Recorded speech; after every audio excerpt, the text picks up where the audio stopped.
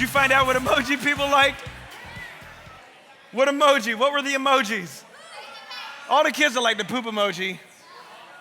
All the men in there from 20 to 25 was this emoji, right? All the Pentecostals was this emoji, right? Come on, I know. All the good girls were this emoji with the angel emoji. I'm a good girl. Why do good girls like bad boys? No? Okay. Listen, if you have a Bible, you can open it. We're going to be in Ecclesiastes, the book of Ecclesiastes. It's kind of in the center of the Bible, so if you would turn there. This is a book written by a man named Solomon, and this is our second and last week in the book as we're working through the summer with Solomon, and we're spending time looking at some of the things that Solomon has written. And so we're going to be in Ecclesiastes chapter 11 and 12 today. And so every week what we do is we just try to study the Word of God. We understand that all of the Scripture points to Jesus, so we want to see the Scriptures and read the Scriptures and learn the Scriptures and understand the Scriptures and see, okay, how is this pointing me to Jesus? How is this pointing me to Jesus? So we'll be in Ecclesiastes 11 today. So as you're turning there, let me kind of just set this up a little bit. So I often tell people I feel like I'm the most reluctant church planter, right? Like I had never preached 2 weeks in a row. I had never multiplied a group. I never went to seminary, all the things that you're supposed to do before you kind of are a pastor of a church. I didn't really do. And so I've been pastoring this church for going on 8 years now. My wife and I and our 4 children came here and planted Netcast, and it's been a fun ride, but it's been a learning experience over the years, right? I mean, like you come in and you set up shop, and it's been a roller coaster ride of trying to figure out, okay, like how do you do this? And so I remember really from the very beginning, I was just constantly trying to learn. So I would sit down with guys, girls, older, younger, just constantly, I would just ask questions and just listen and just try to get some wisdom, get some advice. Like, what am I doing with my life here? Can you help me out? What advice do you have? And so I remember specifically, though, there was one particular time. This is actually hanging with Lindsay. Lindsay's here. She came to our second Netcast service that we ever had. I was hanging out with her dad one day. Her dad is a pastor for many, many years. And here's a dude. He's probably at that time in his 50s. Is he in his 50s? He just turned 60, so he's 52. And so we were hanging out, grabbing a bite to eat. And I asked him this. I was like, listen, here I am. I'm a young guy. I don't know what's going on in life and had to pastor a church. What type of advice would you give me? What do you have to offer me? Like can you kind of school me on something? And I'll never forget. He looked at me and just what rolled off of his mouth, just as clear as day, he was like, listen, I'll tell you this. It's never as good as you think, and it's never as bad as it seems. Mic drop, bounce. I was like, well, say that again. And so he repeated it again. It's never as good as it seems, and it's never as bad as it seems. Like it's never what it seems to be, right? And I was like, okay, let me pull that. So I pulled out my phone. Anybody use notes on their phone, right? So I pulled out my phone and I opened up notes and I wrote lessons learned. 1. It's never as bad as it seems. It's never as good as it seems. Lesson 1. And today I checked it yesterday. I have 143 now. I'm up to 143 lessons learned. So 8 years ago, I started with 1, and I'm up to 143 lessons learned. I love sitting down and just kind of having young people, having old people, having men, having women drop some knowledge on me. Sometimes my kids will drop a nugget, and I'm like, that's good, dog. That's going in the list, right? And so I just want to learn. I want to learn. I feel like I do better when I learn. Now, in that process, I will say this, right?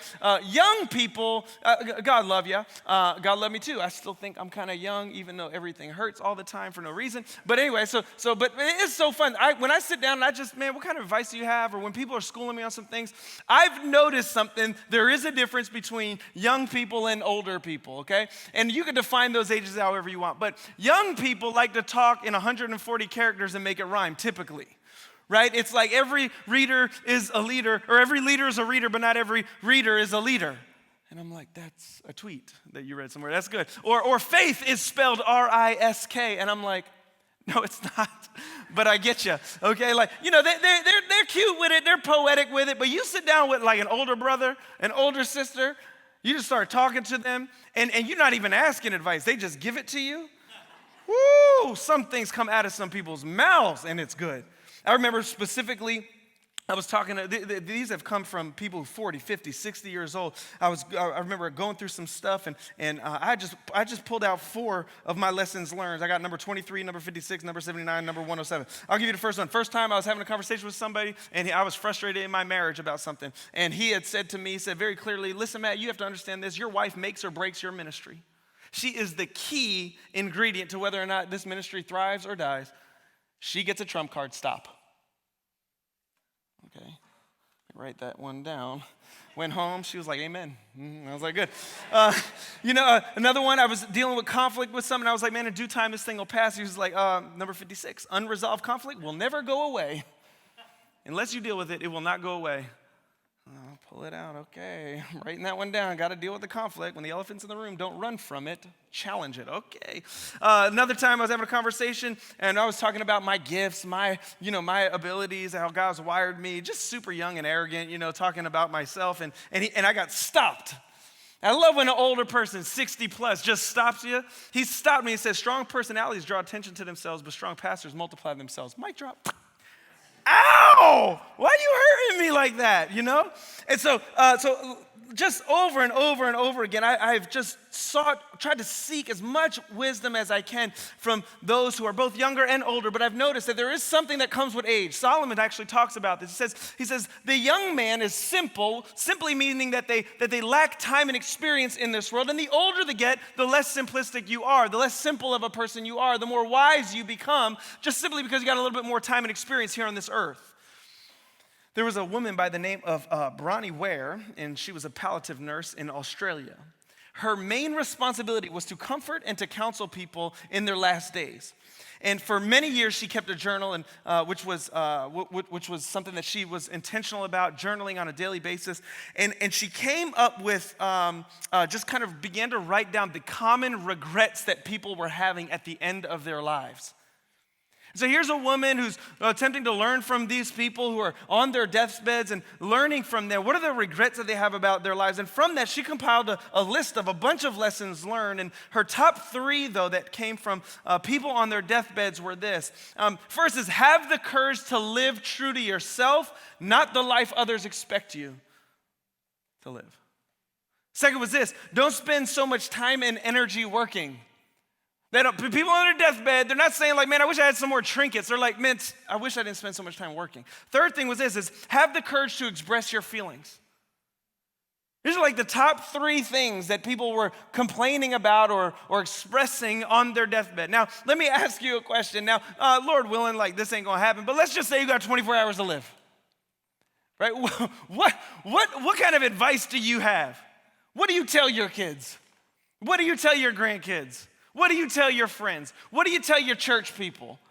Like, what would your last words be? If somebody comes to you and is like, man, you've lived this life, however long it's been, and you know you got 24 hours left, man, give me something. Help shape me. What would you say to that individual in that moment? And that's what we have in the book of Ecclesiastes. What we have here in this book is crazy. It's phenomenal. We have a man named King Solomon. This guy has more money, he has more influence, more power, he's had more wisdom than we could ever fathom having, right? He is a wise man. He is a man who had experienced, though, every earthly pleasure that you could have. He chased after everything. Women, trinkets, property, gardening, politics, food, drink, like all sorts of things. Building campaigns. And towards the end of his life, what he does in this book is he basically uses his life experience as a case study for us to learn from. And then he writes it in a book and he's like, here, this is all I got to offer. This is what I have for you. Now, oftentimes, right, if you've been in the church for a little while, we kind of avoid Ecclesiastes. We might think it's a pessimistic view of the world, really written from a grumpy old man who's really struggling with life. And there are times where you're reading the book of Ecclesiastes, you're like, dang, dude, you need a hug, right? But behind the pages, what I see over and over again is I just see a dude who's a realist. Can I get any realists in here? Somebody who's down to go a hundo? Like, I'm just down 100, let's go. Like, I'm just all in, right? I just need a realist. And that's what I see in here. I see here a wise, honest, humble man who's at the end of his life, and he's trying to lovingly lead, right? Lead us to abandon these unrealistic ideals that we live with. Now for me, okay, I'm just gonna speak for me, personally, for me as a Christian, this is important. Me as a Christian who's trusted in Jesus, who's given my life to Christ, who's been transformed, that God has come to live inside of me, is what the Bible says, right? The old Matt is dead, a new Matt has been birthed again, right? Like to me, this is important because Jesus says that he's the only one worthy of worship. We just sang of that.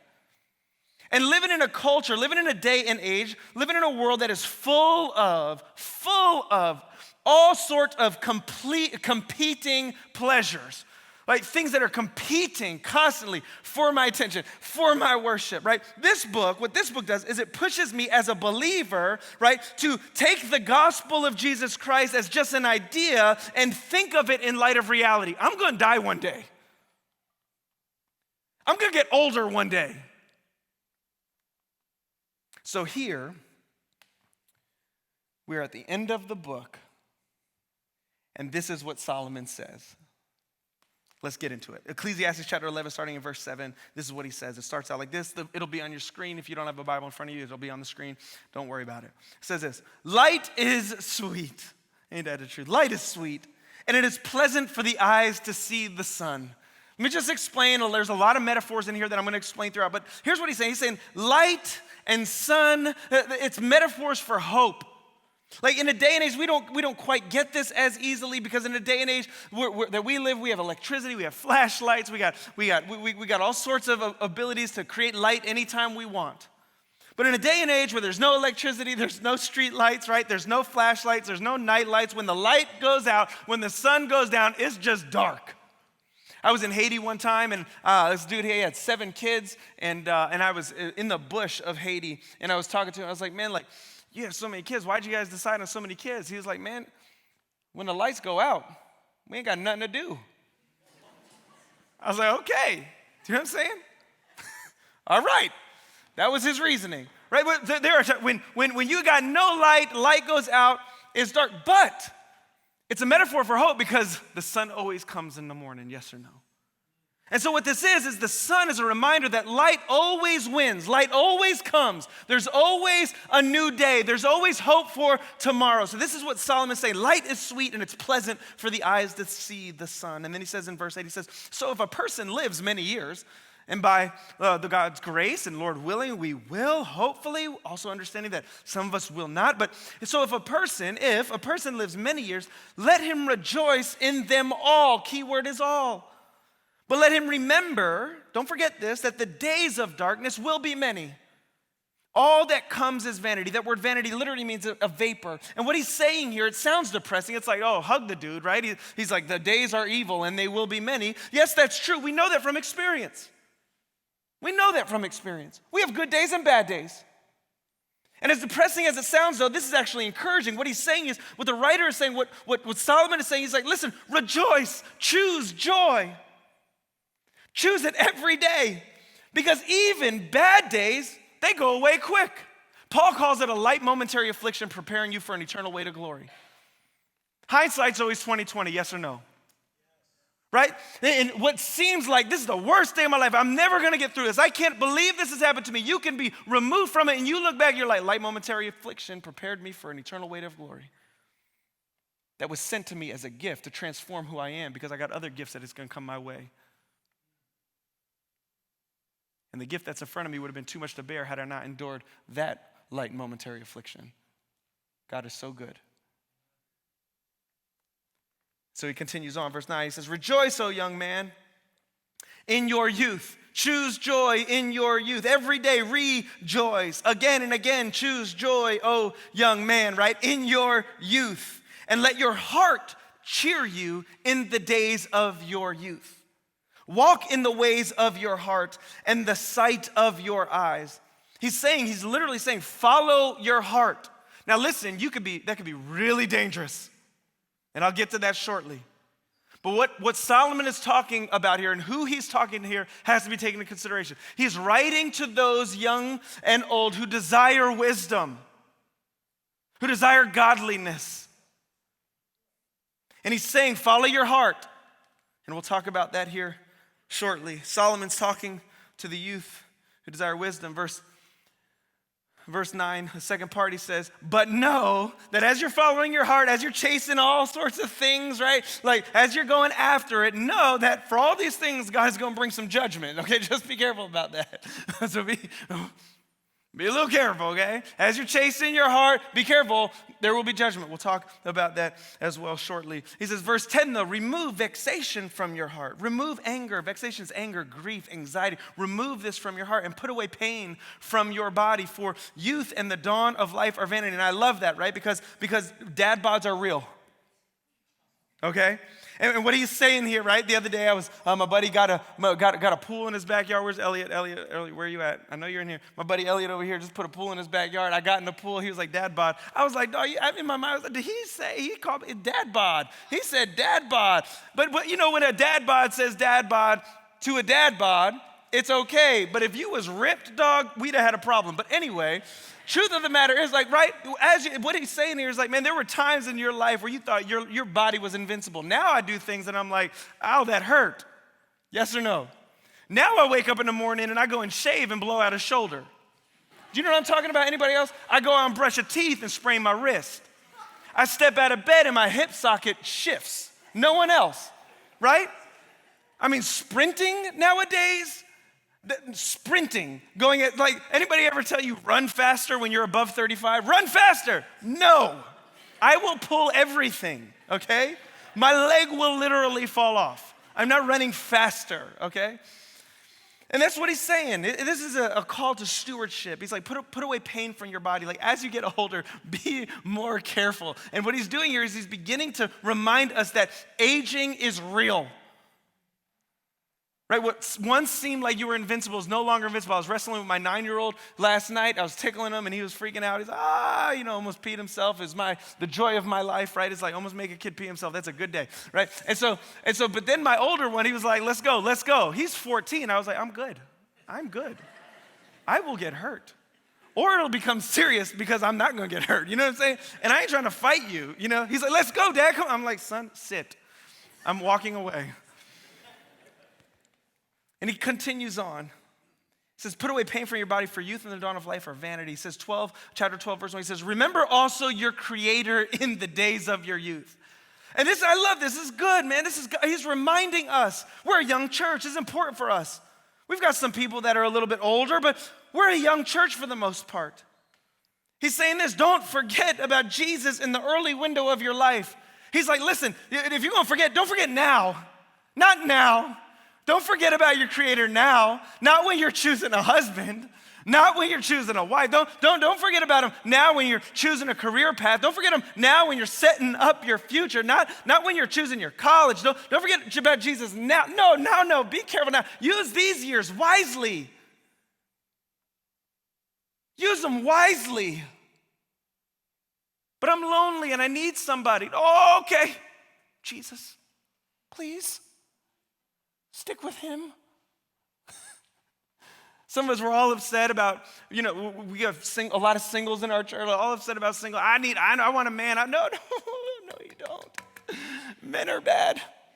Listen, wait for Jesus. You're in group talking about, I'm content because somebody lied to you, said, when you're content, God will send it. It's like, no, that's a lie. We don't know if that's true or not. I don't have a verse for that, right? Just always be content.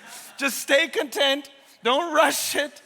There's no need. It says, remember also your Creator in the days of your youth, because it's so important, right? Because how you handle now determines the next 20, 30 years.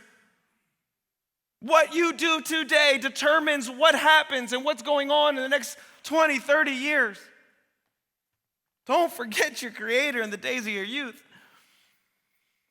And then he says, and it's going to get depressing, and it really starts here, and this is awesome. He's like, remember also you're creating the days of your youth before the evil days come and the years draw near. In other words, like, I didn't create you to die, but it's coming. Sin has encapsulated the world, right? Christ came to save us from sin, but sin has corrupted all things, like death is coming your way. And he goes, and if you live long enough, right, and the years draw near, you will say, I have no pleasure in them. He's literally like, there will be a day, possibly, if you live long enough, where you will wake up and be pissed you woke up. That's funny. You woke up, you're like, come on. I thought that was the night. But you won't even be able to yell that loud though, right? You'll be like, right? The day is coming if by his grace, Lord willing, you get to that point.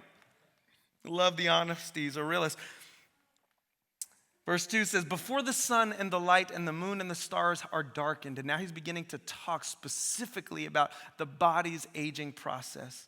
He goes, before the sun and the light and the moon and the stars are darkened and the clouds return after the rain. He's talking here about mental vitality, that one day, a day's coming where your mind will begin to fade, where all the creativity that you had, all the mental resources that you had to make all the things that you made, it will begin to fade and you will say, where are the keys?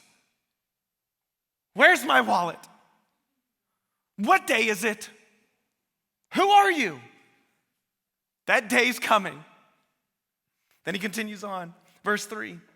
In the days when the keepers of the house tremble, this is a reference to the arms and the hands, right? That they stop working correctly. Simple tasks like opening doors or fixing something in the house will be unattainable. He's like, before those days come, chase your Creator. Don't forget Jesus. Then he continues, he says, and the strong men are bent. And these are legs that lose stability. This is when, like I said, sprinting and jumping becomes a faint memory, right? Somebody's like, get up the stairs. You're like, chill. There ain't no elevators. And the grinders, he just goes all in. And the grinders cease because they are few. Straight up, talking about people from Vermont. The teeth are gone. He's like, we're about to talk about your grill. The grinders are going away. And those who look through the windows are dimmed. What's he talking about? He's talking about your eyesight. There will be a day where your eyesight begins to fade. Don't forget about your Creator when you're young. One day you won't have eyes to see. He said, and the doors on the streets are shut. Now this is hilarious. Okay, so I had to research this. So before the days where there was things like dentures, we live in such a different age, right? But this is their day and age. They didn't have dentures. You didn't just go to the dentist and be like, hey, can you fix this? I got a cavity, right? They just fell out. You were eating one day and it was like, I just swallowed something. Was that a Skittle? No, that was your tooth, right? And so this is what's going on, right? And so what would happen is you would lose your teeth and they're not coming back, okay? They don't grow. And so as you aged, you would lose your teeth. And has anybody ever seen somebody with no tooth whose mouth looks like this? The door's shut. That's what he's saying. And then he continues on. When the sound of the grinding is low, I love it because this is my wife's memory verse. She loves this. You can't chew anymore, no chomping, no making loud noises with your mouth. All of that will end. You're going to gum everything. That's her dream. Applesauce and pudding all day. And one rises up at the sound of a bird. Sleep becomes harder and harder. You go to bed earlier. You wake up earlier. You toss and turn all day and night. Sleep is hard to come by. Continues on. And all the daughters of songs are brought low. This is your hearing beginning to fade. They are afraid of what is high and terrors are in the way. This is the fear that comes with getting older, right? As the rest of the world is getting bigger and moving faster, right? What is happening to us is that we're seeming slower and smaller. We're recognizing our smallness in the world and it scares us. Did I have any meaning? Did I have any purpose? Everything's moving fast. Culture's advancing and I'm not. What seems to be like technology that everybody understands, I'm still with a flip phone and I don't get it. That's what he's saying. Continues on, he says, and the almond tree blossoms. Almond trees blossom white, and then the wind blows the blossoming away. And this is talking about your hair. It's gonna go. It might go. Mm-hmm. The grasshopper drags itself along. Getting around becomes a drag, and desire fails. Lastly, Solomon, who has hundreds of wives, hundreds of concubines. Finally, he ain't got no teeth in his mouth, can't hear nothing. Legs ain't working, arms ain't working. Finally, sexual desire is gone. Libido's out. And everybody in here is like, Lord, not me.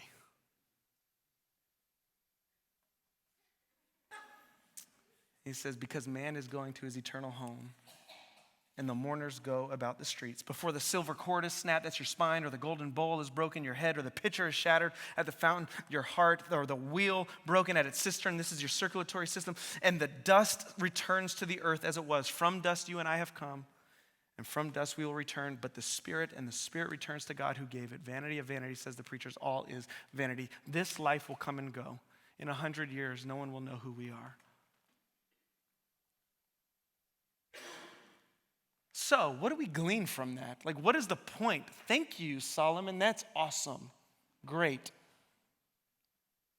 I think there's some really important things in here. I think it's really important, as long as you have breath still in your lungs, as long as you are given more days ahead. I think that there's a lot to glean from this. I think it's actually an encouragement. He's not trying to have a somber moment. He's just a realist, right? He's just a realist. The problem is that we read this and we're like, oh man, Debbie Downer, because we don't like the realism. We don't like to be reminded that one day our teeth are falling out. We don't want to be reminded that one day our days on this earth are coming to an end. We don't want to be reminded that the fact that every single day is numbered and eventually we hit zero and it's over. Nobody wants to be reminded of that, but at least somebody's a realist. And if anything, what we need is not hear from more idealistic people who are unrealistic in their ideals, but I would like to hear from a realist. And he gives us 3 specific things. And these probably Baptist because they all start with R. It's rejoice, remove, remember. You see this directly in the text. Rejoice, remove, remember. Rejoice. Rejoice in your youth. Rejoice. Choose joy while you're young. Rejoice while you still got days ahead of you. Rejoice. Choose joy. Remove. He says remove vexation. This is deal with your junk. Remove the pain, right? Remove the stuff in your heart. Deal with your issues. Remove vexation. Deal with your junk while you're young. Don't wait till the end. Don't be on your deathbed with all sorts of regrets. Rejoice, remove, and then he says, remember your Creator. Chase Jesus in your youth. Every massive movement that's ever occurred on this planet has almost always started with young people chasing Jesus. The Great Awakening, the Second Awakening, all across North Korea, South Korea. We see China, Africa, movements almost always beginning when young people get a heart that is for Jesus and chase after him. And the elders encourage them to chase. So we'll look at those 3 somewhat quickly. First, choose joy while you're young. Choose joy while you're young. Rejoice. Verse 9, rejoice, O young man, in your youth. Choose joy, right? And let your heart cheer you in the days of your youth. Walk in the ways of your heart and the sight of your eyes. But know that for all these things, God will bring you into judgment. That last part is simply pointing you to the fact that you need to be self-reflective as to why you do what you do. Don't just follow your heart. Understand why you follow what's in your heart. Are you chasing after temporary pleasures, or are you choosing long-term joy? Solomon is like, follow your heart, but choose joy in the process. Follow your heart and choose joy. Be wise about this. He's not talking to those who desire wisdom as a means of trying to just do whatever they want to do. He's talking to those who desire wisdom to pursue godliness, and he's telling them to do the hard work, do the laboring, be honest, self-seek, look at yourself, and choose long-term joy over short-term pleasures. Why do you do what you do? And remember your Creator in the process. Everything that is not Jesus overpromises and underdelivers every time. You need to memorize that. He's reminding us that the desires of the human heart are actually a gift given to us to point us to the only one that can fulfill it. So we spend our younger years chasing after things that we think will fulfill our desires, but they don't. And it's because all those desires are meant to point to us to the fact that nothing of this world can fulfill those desires. So you could chase them all day long, but at the end of the day, the only one that can fill it is Jesus. He says the enemy has come to steal, kill, and destroy, but I've come to bring you life, life abundantly. He says, abide in me and I in you. Obey my commands. and you will experience my manifest presence, and in my presence there's joy. Solomon's not looking at the hormonal young person saying, do everything your heart leads you to do. No. He's saying, choose joy, right? Which is so important for us. Like, this is something we have to be thinking of, that we wake up in the morning and we choose joy. I don't feel joy. Yesterday I didn't have joy. But God is good. God is in control. God is still on his throne. So today I choose joy. Which is what we need to do, because we live in a world that is fighting against our joy. I wrote things out, right? In a world with unstable jobs, orphans, widows, corruption, broken bones, abuse, flat tires, sex trafficking, leaky faucets, monthly bills, deadlines, broken marriages, cramps from that time of the month, chronic back pain, drug addiction, alcohol addiction, porn addiction, food addiction, depressing New England winters, oh Jesus, right? Severed relationships, bee stings, snake bites, oh. In a world where the Warriors have 5 All-Stars and I want the Celtics to win. In a world where Tom Brady, the GOAT, is getting older and Solomon said this is gonna fall apart. I don't care what he says, TB12 isn't gonna work. So he's like, you gotta get up every day and choose joy. And you choose joy by choosing Jesus. So good. And then he's like, in case you think it's all about life or getting yours, remember that God is going to bring judgment, both in this world and the next, right? You will one day stand before a holy God and give an account for your life, and your name is written in the book of life, right? Where you've trusted Jesus, and the gospel is you herald the gospel, which simply means that you understand that Christ came to live the life that you couldn't live. Perfect in all of its ways. God's holy. You're separated from God because of sin. And if you're mad about that, don't take it up with me. Take it up with God. He called you to perfection. But then that might be frustrating to you. And it was frustrating to him, so he sent his son to do what you couldn't. As a gift, gave you a gift, says now, trust in Jesus, and we see a great exchange. Now when I see you because of who Christ is in your life, I don't see what you see, I see Jesus. I see holiness, I see blamelessness, I see perfection. I see somebody who's been fearfully and wonderfully made. I see somebody whose thoughts that I have for them outnumber the sand on the shore. My thoughts for you are good. I dance and rejoice over you. That's what he sees for the beloved, for the believer in Jesus Christ.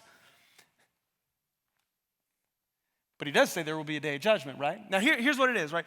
Anybody ever been to Magic Kingdom before? Come on, Disney? You need to go to Disney. Oh my gosh, not enough. Make a mental commitment. I'm going to Disney in the next 5 years. So Magic Kingdom, one of the things that they do, they started this new thing is they actually, they have bracelets that they put on you, and it's linked to your card, your credit card, right? And so what they do is that it's brilliant, right? Rather than actually having to swipe your card all day, they've given you the Magic Kingdom bracelet, and you put it on your wrist, and you swipe a card, and everybody in your family gets a wristband, and it has an access to just a purchase. So you just walk it through like, oh, I want a drink. It's like, boom, got it. You know, oh, I love that T-shirt. Kids like, I want a T-shirt. And you're like, oh, fine, go. Boom, kids getting a T-shirt like all day, just racking up stuff all day long, right? Just doing your thing. And then what happens is that you might forget. It's like, oh, this is so fun. It's Disney, Magic Kingdom. Whoa, yay, this is awesome. Oh, look at the princesses. They're so cute. Oh, it's $5 to get an autograph. Good, ding, ding. Yeah. We all get autographs. Ding, ding, ding, ding, ding. Yay, right? And you're just going about your day having a good time. But somebody's got to pay for that at the end of the day. Yes or no? And usually there's an adult, all right? It's a mom or a dad or an uncle or a grandparent or something that's over there that's like, oh my gosh, y'all have to stop that.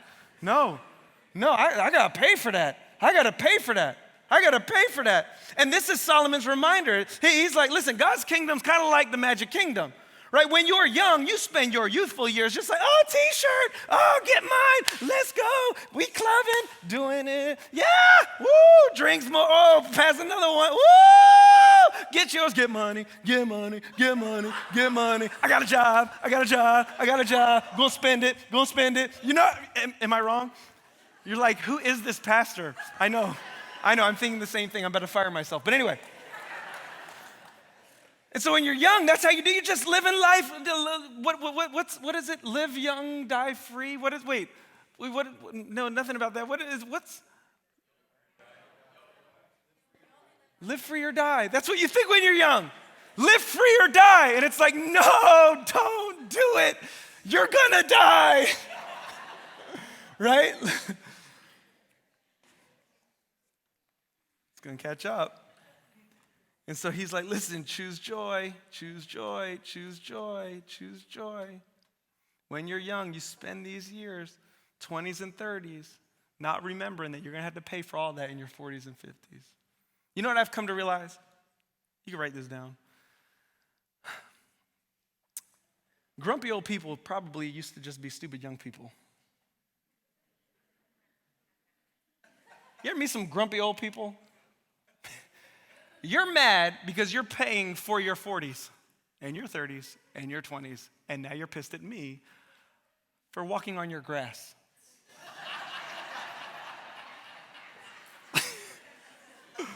Right? You had 7 marriages. I didn't do that. I just cut you off. Now you want to chase me to my house. That's your fault, not mine. I did cut you off. I'm from Jersey. It's not my fault. It's in me to do it. You chose 7 wives and 37 children that you're paying for now. The second thing is this. He says, remove vexation. He says, verse 10, remove vexation, which is anger, grief, anxiety, from your heart. It says, deal with your junk. Remove this from your heart. You have a decision to make to deal with some of the things that are going on inside of your heart. Deal with this and do it while you are young. Like if I could have a very honest pastoral moment, like just an honest moment. I know, we like having a good time here. It's all about having a good time. But let's just have an honest moment. Some of you, you're in here right now, you're a little bitter. You're a little angry. You're a little anxious. As a matter of fact, maybe you walk through life and it's just, you're constantly anxious. You've not dealt with pain from your past. You think that because you talked about it once, you've dealt with it. You think because time has passed that you're over it. You've lost loved ones maybe. Maybe you're a single parent and that has so formulated your thinking because of the hurt that has come with having to raise a child on your own. But you don't deal with it. You puff up and say, I got this. Some of you in here, you've been abused. Nobody knows. Abandoned. Don't talk about that. Daddy issues. It's an epidemic. Some of us, we've walked through the fact that our parents got divorced and we felt the blame of it, even though no matter what anybody ever said to us, we felt it. They said it wasn't your fault, but you felt it. You tried to play middleman for years and couldn't do it. Middlewoman for years and couldn't do it. Maybe you yourself, you're on your second marriage. Maybe your third marriage. Maybe right now, your marriage seems to be disintegrating right before your own eyes. Maybe you have church pains. Maybe you have church hurts. Maybe people have used religion or spiritual authority to manipulate you or overpower you or to take advantage of you.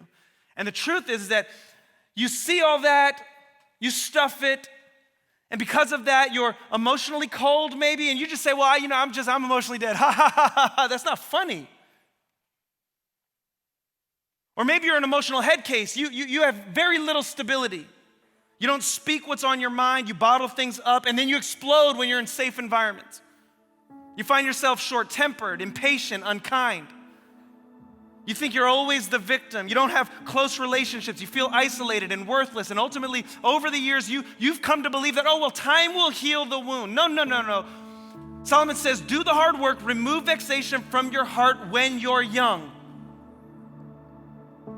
Not too long ago, I was doing some cleaning out in our backyard and putting mulch down, and we were doing some weeds, pulling some weeds out. And there was this massive weed. And the thing about weeds is if you don't get it from the root, it just springs right back up, right? And so there's this massive weed. And so I'm out there and I'm trying to pull it. So I pull it, I get the leaves off. You ever try to pull a weed and all the leaves come off, your hand is green, now you're ticked, right? And you're like, okay. And then you start trying to, wrapping it around, and I'm trying to tug at this thing. I cannot get it. Go get gloves, cannot get it. Eventually it snaps in half. Then it snaps in half again. And eventually the weed that was like as tall as me is now about that thick, but there's a massive root underneath. And I'm trying like crazy to get it out. My kids see it. They come over. We got shovels. We're trying to dig this thing out. We cannot get this root. My wife is like, we need a bigger shovel. I get the big shovel. I'm jabbing this thing. I'm trying to break it, trying to chop it up. I'm trying to get this root. It took 30 minutes, maybe an hour, 6 people, family of 6, trying to get one root out of the ground, okay? And it took forever. And some of us, this is our lives. Some of us, we have to realize that we have some really thwarted and destructive beliefs rooted deep, deep, deep inside of us.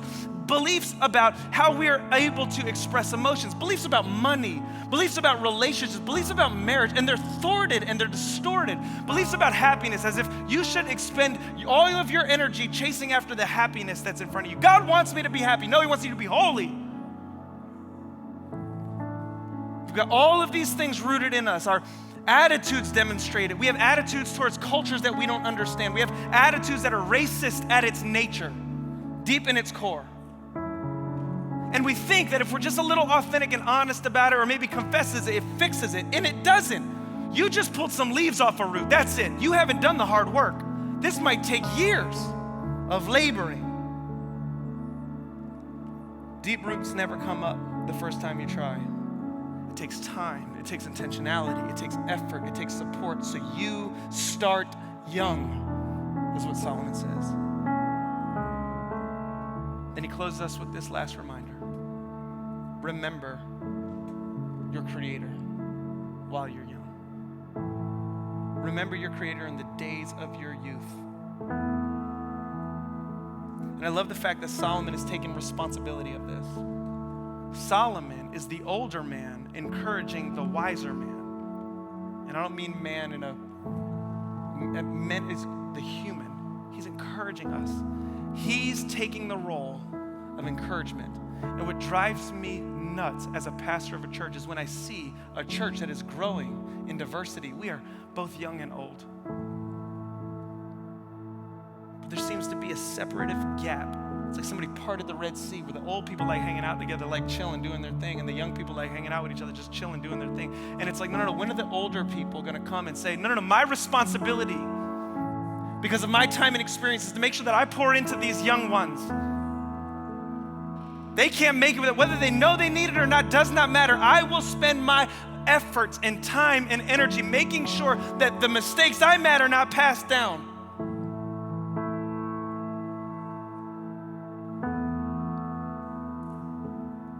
That's what we need. Sometimes, if you're 40 and older, if you're 35 and older, let's just do that. If you're 35 and older, if you're 35, you're about midway there, okay?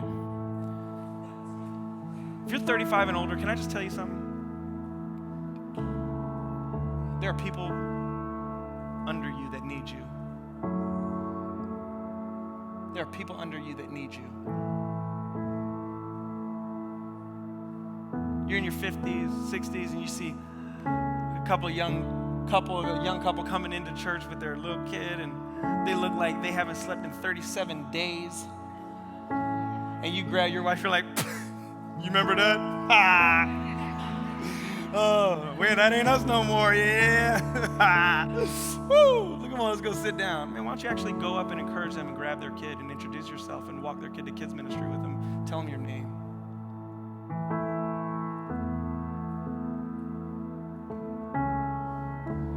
We need that. We need the encouragement. One of the coolest things I've been seeing is Joe Morante is sitting over here. I'll use him as an example. Joe Morante almost died of a heart attack. What, 2 years ago now? Almost 2 years ago, almost died of a heart attack. I remember sitting next to him in a hospital bed, and the young guy tries to make a joke while he's almost dying, right? And I'm like, hey, you still want to have that meeting? He was like, what am I doing? Sorry about that, by the way. So I remember we were just there, and one of the things that Joe's life has been completely changed. There's been a real transformation that I've seen in Joe. And one of the coolest things was not too long ago, he was driving by my house, with a bunch of young people. He's in a group. He's got to be the oldest guy in his group. Everybody else is super young in his group. And there's Joe in the back seat talking about, we're going to get ice cream. I'm like, oh my gosh, this is awesome. And we need more of that. We need more Joe Morantes.